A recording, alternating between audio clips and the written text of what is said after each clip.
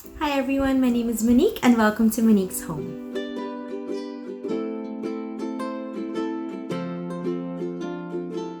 So have you ever had a friend that you felt really frustrated with because you think they never really care about how you feel? Or have you been in a relationship, maybe with a girlfriend, a boyfriend, a significant other, that no matter how much you show that you're angry, like no matter how much you stomp your feet, you cross your arms, frown, whine, that it seems like they can never get the emotion that you're feeling, or they're just simply, apathetic to how you're feeling. So today we're going to talk about how all that stems from early childhood experiences. So yes, being able to understand how another person is feeling, no matter how complex, starts from when you're very young. If you grew up and the adults around you never acknowledged your feelings, never accepted the emotions that you were going through, then it's going to be really hard for you to see that in yourself, and especially harder to see that in other people. So if we want to raise children to become more empathetic with others, to be able to read the cues, the body language of other people and understand the emotions that they're going through, then we'll have to start really accepting and acknowledging the feelings of the little ones in our lives today.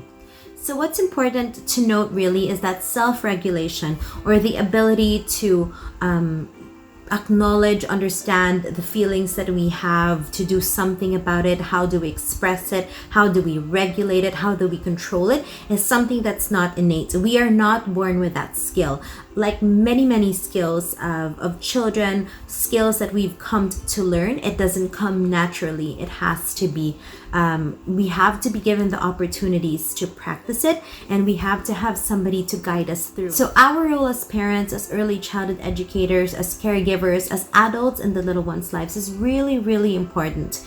We have that responsibility to recognize the feelings that little ones are going through and to help them understand those feelings, so in turn they can see that in others. So as I said, self-regulation happens as early as when we are babies. So when babies are crying and they're picked up by caregivers or parents and they're rocked back and forth, or you sing them a lullaby, or you give them, let's say, a pacifier, these are all actions that soothe them, that sort of helps the negative feelings go down a bit. And they realize, in their little brains and their little hearts, that I was feeling a little negative earlier, but with the actions that my mom's doing, or my caregiver's doing, or that my teacher is doing, it seems like I'm feeling a lot more positive. It seems like I'm feeling a lot better. And that's the baby's or our first understanding of what regulation is.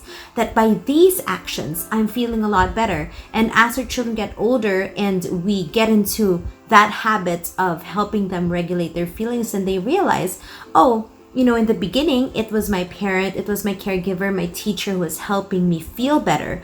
But as I get older, as I get more capable, then I realize that I can do them myself. And the learning never stops when they're in preschool, when they're grade school, even when they're in high school, maybe even when they're young adults in college. They will come across situations and feelings that they've never had before, and it's really up to us to guide them through it, to show them through our actions, through our words, how can they help themselves feel better. And it's not always us telling them what they can do, but just by the nature of them seeing us. For example, my own kids can see me sometimes feeling frustrated with, let's say, the number of piles of laundry that I need to do, and maybe they can see me breathe in and breathe out, or they can see me writing down on my planner things that I need to do today, things that I need to do tomorrow, and then they ask me, why are you doing these things?